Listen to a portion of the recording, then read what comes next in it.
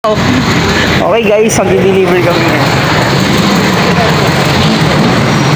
Diyan na guys, lumabas na nga tayo. After natin lumabas, galing dun sa loob, nang buraot naman tayo dito sa labas. Nakita ko si Boss Victor, nagro-rollo dyan ng copper, nag-aayos para maisalpak na ron sa mga aircon.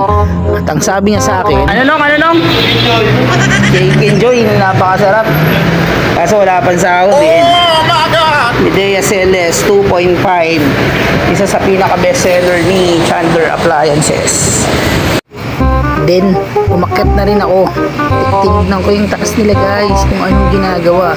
Ayan guys, nakita nyo naman diba kung gaano kahirap mag-installer, diba? Syempre pag may isang gumagawa, kailangan may isang taga-masid. Nandiyan nga pala si Boss Makmak at yung kapartner niya.